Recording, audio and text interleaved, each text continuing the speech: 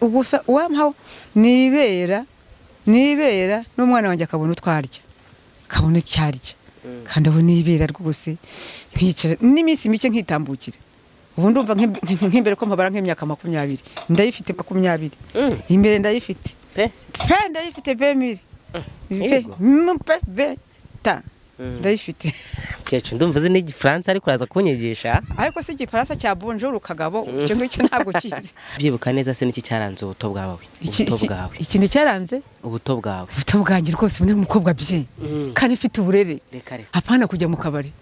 cyangwa se ukajya kumva ngo rerererererere reka da narerewe mu babikira rwose reka ibyubyuki ntawe ubizi ibyo ngo wacyukiwe reka da ngo ufite ubushyuhe ngo hahiye reka da ijwe ibyo ngibyo ntabwo reka da ibintu ni wane ngo waneza ariko ntitwatusha ni mukecuru hari abakobwa benshi hano hanze ujya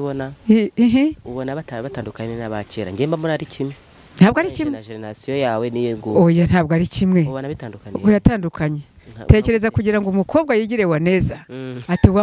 wa muhungu ndagukunda rwose usanga umukobwa arihamagarira umuhungu iryo se ryabaye hehe twebwe ntabwo byabaga cyese bya bindi byaje i Kigali bakatwara izinyenda nta n'umukobwa wazaga i Kigali ngo azaze gusabwa bamusabe baba bakora umusambanyi ariko bajya bakunda gukoresha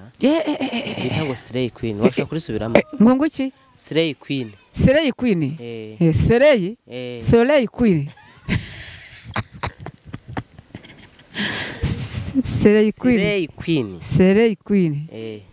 si queen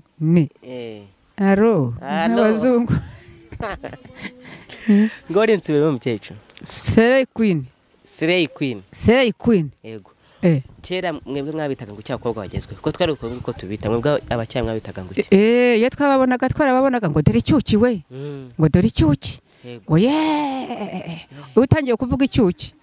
byabaga ari ibyo cyangwa se ngo hahiye we umukobwa afatanye n'umuhungu ku rutugu ese mukecuru hahiye bura kera byarakoreshwaga yego ntabwo bije vuba cyane ntibije ngo hahiye we ngo dore icyuki yego ngo ngo dore ndamuzanye ngo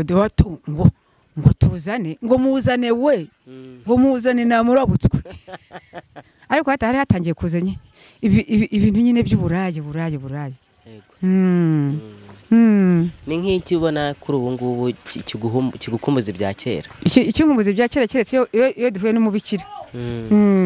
wakundaga ababikira cyane simbizi rwose ni sekibi rwose wumvaga ufite ubushyuhe numvaga mfite ubushyuhe kuko kwisakira umugabo kandi nawe yantereta ndagushaka rwose nemye imaze ndabona agakabutura n'iryo tako nkumva reka data kakabutura kabukinju bambaraga amakabutura yabukinju meza koko mukecuru ubu ukora iki ndeka da ndi imbobo yaho ngaho nabuze icyo nkora n'icyo ndeka